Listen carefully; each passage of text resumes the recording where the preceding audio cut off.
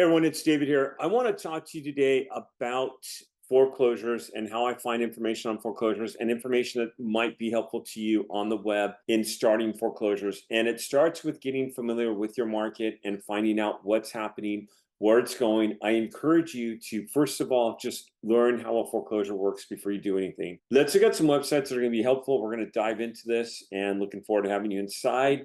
First of all, here's just an interesting news article I was reading about foreclosures, and it says that they are on the rise. On the web, it varies on which state has the highest foreclosures, and it changes from month to month, obviously, or quarter to quarter. The area where they have the highest crime rates is where you see a lot of foreclosures. Cities where crime is out of control, you see a lot of foreclosures happening in those cities as well. A lot of people are blaming the foreclosures on the economy. Economists are not right now. Economists are blaming it on just some pre-pandemic catch-up, on people losing their jobs, which would be the economy, but the uptick is more or less just catching up from the past, and it's not a huge like 2008, 2010, and what we saw back in the market. And then in fact, you don't have as many faulty loans, if any faulty loans out right now. So you're not going to probably see that trend unless the economy tanked tomorrow, then you might. Interest rates. A lot of people are asking, are interest rates going to go down? When are they going to go down? I think they might drop 0.5%, but I don't think you're going to see back what we saw 2 or 3 years ago, where it goes into historic lows. I think that was used to get the housing market jump started by the government. They really don't need to go ahead and put interest rates back where they were. Why would they? So I don't think we're going to see that. Again, that's my opinion.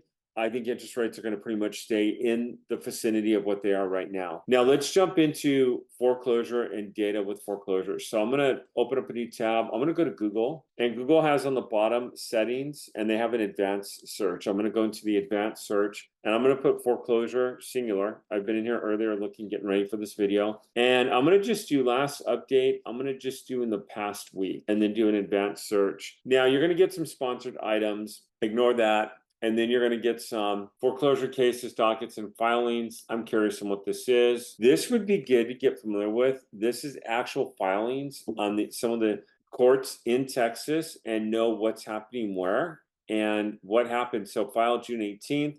This is definitely going up. Plaintiff, defendant. I'd like to look at this a little bit more. All right, so when you start looking at this, you're going to come in here, look at First American is a site that I looked at earlier. Now, this is really cool because it's giving me, I've worked First American in California before. It's giving me tons of cases in California. And if you click this, it's going to give you a name. It's going to give you the lender, the contact of the lender, the date the trust got recorded on, but it's also going to give you the notice of sale, the amount. It's going to give you the auction date. And it would be good to come in here and start getting familiar with what's going to be up for foreclosure. First of all, you want to watch this. You know what the amount's going to be, and you want to know what it's going to sell for. This is really good data to start getting familiar with as you're going and establishing a relationship with this company. And I just hit the wrong button. So when you're here, you go to the back button. Now, if you go far in advance, like I go to page 65, typically it won't have a date set yet. It's just going to give me the information that it's coming, but it doesn't have a date. And I'm doing this video, I did it again. I'm doing this video on June 22nd.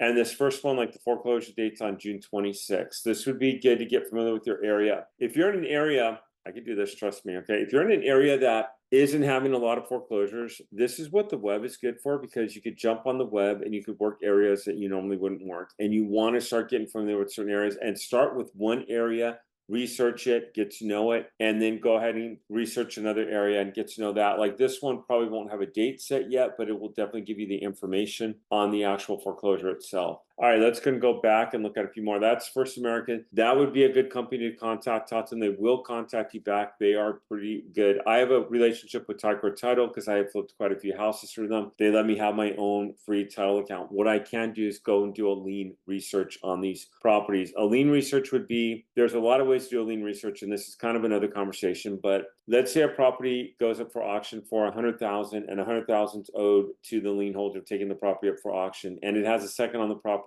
for 50 and it goes for 150. That second is going to be paid more than likely before anyone claims any funds on the property, if there's anything left over. Okay, foreclosure.com. This is a site that I use regularly. What I do is I come in here, I look at the opening bids, I start taking notes, I verify liens with sites, and I go ahead and I take this data down. So like, here's an opening bid, and this house, a lot of times they'll give you an estimated debt on certain sites here. If I save it for updates, I have to log in, and if I save this for updates, they will email me what this house sold for. What I then do is I put it in a spreadsheet, and I have a running sheet of what the opening bid was, was and what it sold for. What I also have is in mini courts, I have an online account where I could log in, check the status, and find out what liens were on, who got notified. So like, let's say this property right here, it goes up for auction and it sells for over the asking price. What you could do is you can go in to the courts and you could see who got notified on that sale. So say Bank of America took it up for sale and Wells Fargo gets notified. Well, why is Wells Fargo being notified on a sale? They probably have another lien on the property. There could be a number of different reasons. They could have sold a lien to Bank of America. A number of things could have happened. But usually when you could look and you could see who's being notified, then you know it was there additional liens on the property. And that's just good ways to get familiar with what's going on. This is a site I would highly recommend and I would say get familiar with. Okay, this is a sponsored one. It's probably a paid site. Okay, this one looks like it's auctions and all newly foreclosed homes. So these have been foreclosed. It looks like this has been foreclosed on, but they're still going up for bid and auction. I'd want to research this one a little bit more. This might be a good site to get familiar with.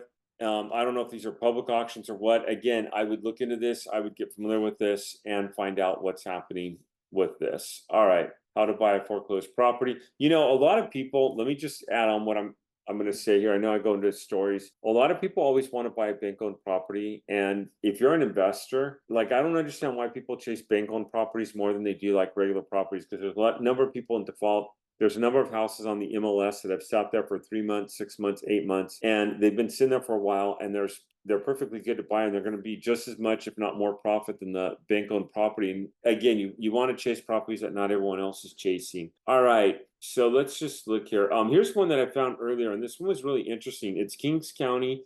What I would do, and this is property that is in foreclosure status. I've made a lot of money by going after overages that have happened on lots. So say like 3,000-4,000 is owed on these back taxes on this lot. Say the lot sells for 20,000. Happens all the time. You have somewhere around $15,000, $17,000, $18,000 of overages there. What I do is I contact the homeowner, get them paid, get paid in the process, let them know that it went for over the asking price, and boom, you could do fairly well with that. That's another area where you can make money. And what I would do is just go through here and get to know the sites that are bid on bank owned. So these are bank owned properties right here. So auction homes and bidding homes. So yeah, these are sites that are going up for auction. And I would verify if the bank has taken the property already for auction and they're being auctioned off, which that happens a lot. Anything over the opening price is going to go back to the bank. And that's one thing. So like if a property is an REO, real estate owned, the bank took the property, foreclosed on it, didn't sell it, they put it for sale. The owner of the property could have owned 100,000. Once the bank forecloses, they're now the owners, or I should say the former owner could have owned 100,000. The bank now owns that property. They could sell it for $1 million. They get that $900,000 difference. A lot of people don't understand that. Surplus funds happens when the bank never actually owns the property. They take it up for auction. It sells for over. Then that's where surplus funds start playing and starts coming into play. So I would come in here and just get familiar with a lot of these sites. Don't pay for anything. There's a lot of good sites in here.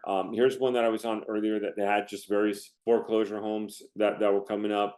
Again, you get some foreclosure sales that are scheduled, and it's just really interesting in looking at this. And then if I put foreclosures with an S, I even get different sites in here. Property Shark is a good site. I know a lot of people who've paid for it. I never have been a member of Property Shark. The thing is a lot of the data that they give, you can get at the courthouse yourself. You just want to be able to establish that connection with the courthouse and find it out on how it works. Okay, these are properties.